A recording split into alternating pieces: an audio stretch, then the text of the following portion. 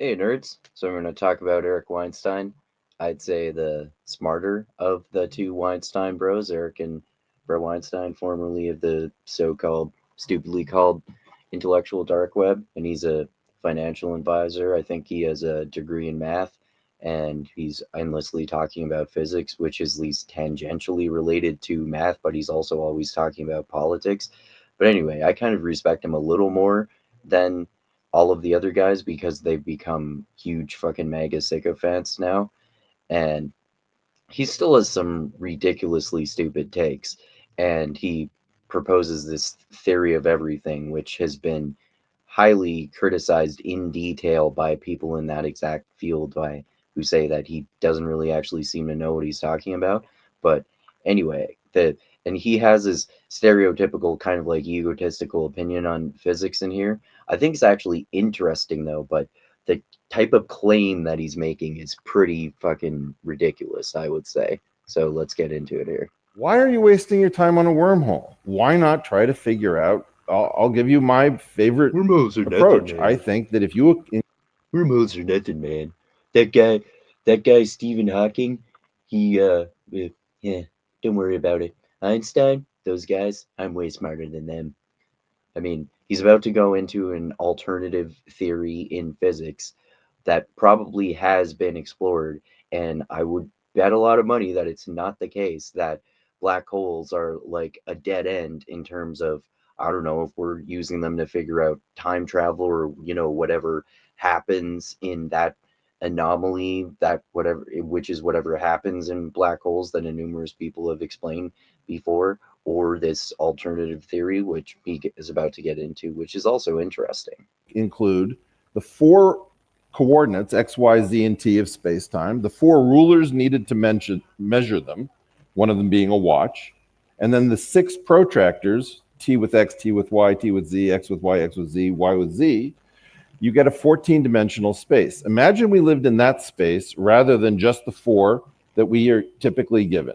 If you wanted to go a great distance, the first thing you do is that you would grow the ruler, because that's now one of the coordinates. You'd travel under that grown ruler, that would shrink the distance, and then you would transform the ruler back. That kind of an operation is something that is potentially possible. We don't talk about those things because we talk about wormholes.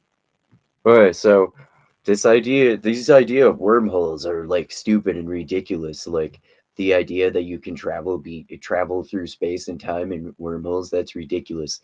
So instead, let's build a 14 dimensional space and measure it, and that's way more useful than investigating black holes, bro. I mean, they're both pretty useful, but I mean, I'm not an expert in physics, and he probably knows more about it than me, but I mean, other people who are experts in the subjects that he claims to be experts in say that he doesn't actually know what he's talking about if you actually have expertise in that subject. But I mean, is it really the case that building and measuring a 14 dimensional space is, I agree that it's definitely possible, but is it more plausible than using black holes? I mean, it seems like there's more evidence in math and physics in terms of investigation of actual black holes. Like there seems to be a pretty big consensus in physics that black holes actually exist and are a thing. It doesn't seem to me that there's any consensus whatsoever in physics that there is a 14 dimensional space.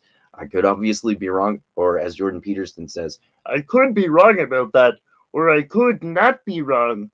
But anyway, my point is that black holes are pretty like a confirmed thing to be real in physics, and he thinks they're a waste of time. So we build and investigate and measure 14 dimensional spaces instead. I think they're both worth pursuing, but if you choose one based on the amount of evidence, then maybe you should go with black holes.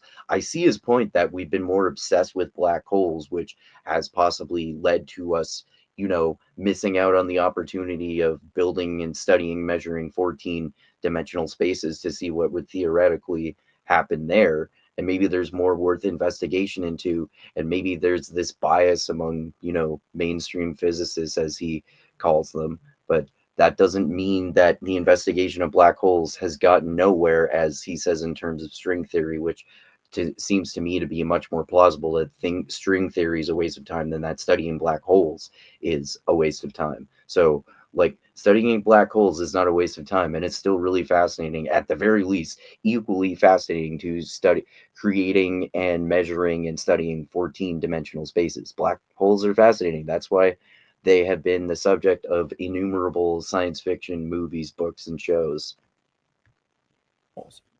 Why are you Oh, wasting your time on a there wormhole? was like Why not try to figure out? there's like 1 second left there. So yeah, that's basically all I have to say about it. Eric Weinstein is intelligent and has some good points, unlike other members of the intellectual dark web or former intellectual dark web like Jordan Peterson and Brett Weinstein in particular. And he hasn't gone all like fucking vaccine conspiracy MAGA brained like his brother Eric Weinstein hasn't, but he also has some arrogant and really ridiculous opinions and is not anywhere near as much of an expertise on one subject as he is on the other ones in which he actually is training and actually is an expert. But anyway, Jordan or Eric Weinstein, uh, is he has some dumb opinions, but he also has some really good opinions, and I'd say this one is an interesting and arrogant one that he's incorrect about. That's pretty much all there is to it.